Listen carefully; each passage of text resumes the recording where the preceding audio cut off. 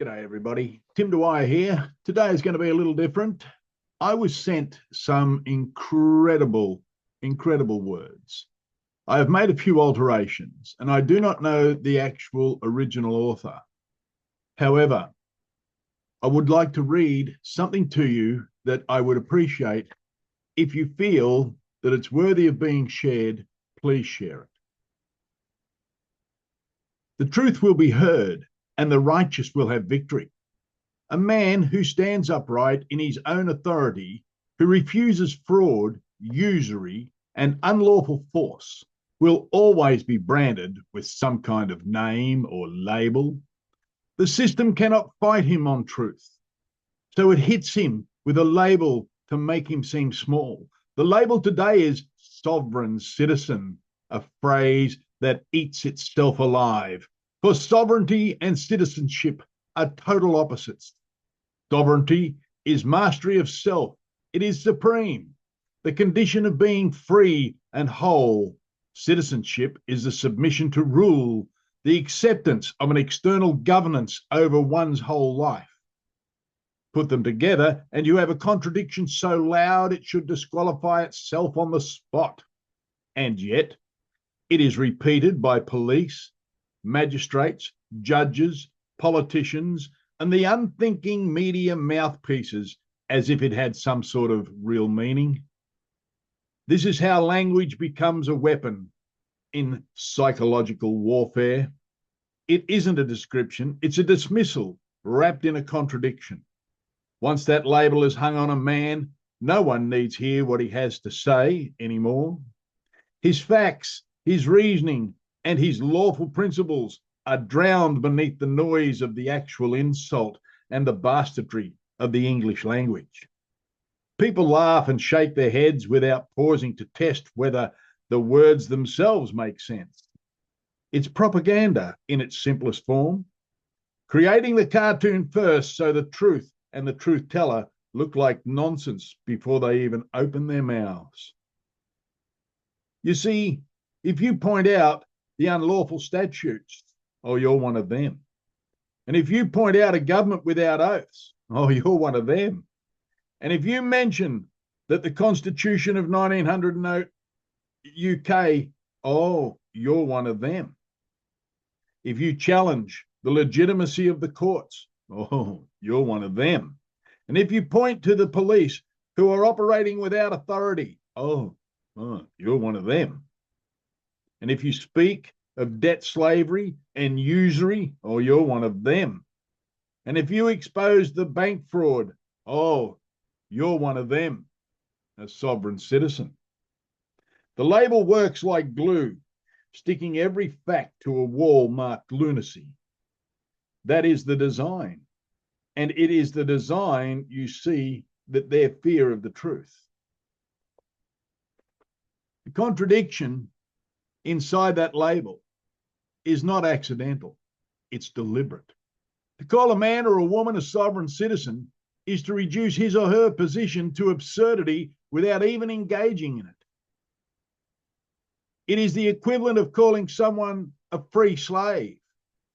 Or, did you hear that silent scream? A nonsense phrase that cannot exist in reality. The moment you say it out loud, you reveal your own lack of grounding in fact. Yet, the masses accept it because the authority of the media and the courts repeat it over and over until it feels real. We've heard that before, haven't we? It's a hypnotic chant, not a legal category. We've heard it before. There is no statute, no constitution, and no precedent that recognizes such a being as a sovereign citizen in this country. It is a legal impossibility. It is a ghost label, a weaponized illusion. The purpose is ridicule, not justice. And here lies the deeper irony. The man they mock often speaks of the truth the system cannot touch and has no defense of. He points out that the court system is intertwined with commerce and debt, He reveals that the government structures behave only as corporations trading in usury. He demonstrates that no separation of powers. He notices that what is enforced as law has no basis in lawful authority and is only operating under the colour of law. These are the uncomfortable realities that deserve scrutiny. Instead, meeting fact with fact, the government invents a category to bury its called sovereign citizen. However, the truth will be heard. The truth he speaks may not dismantle the entire machine, but they expose the cracks. And that exposure cannot be tolerated. So the label is used as cement to cover up the holes. The ridicule saves them from answering the charge for now. To be sovereign is not to reject law, but to demand that the law be lawful. It is not to deny responsibility, but to carry the highest responsibility of all, to live in truth without compromise. The sovereign man does not hide behind loopholes or word games, titles or spin. He doesn't need scripts or fantasy. He stands in alignment with natural law, grounded in moral reality. He demands accountability because he himself is accountable. History is filled with these tactics, and the pattern is clear. Those who questioned the church were called heretics. Those who questioned the monarchs were branded as traitors.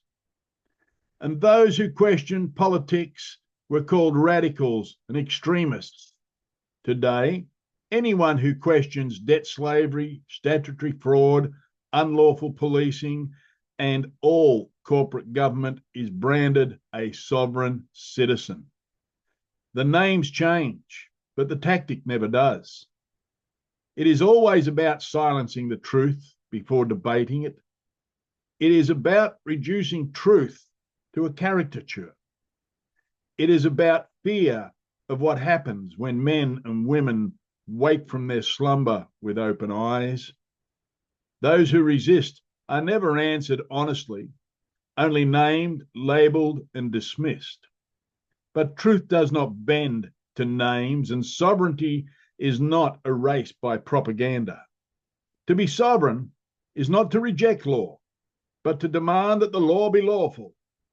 It is not to deny responsibility, but to carry the highest responsibility of all, to live in truth without compromise. The sovereign man does not hide behind loopholes or word games. He does not need scripts or fantasy. He stands in alignment with natural law, grounded in moral reality. He demands accountability because he himself is accountable.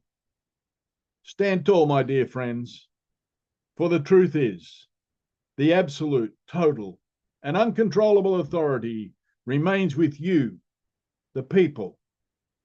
The truth will be heard, and the righteous shall have their victory.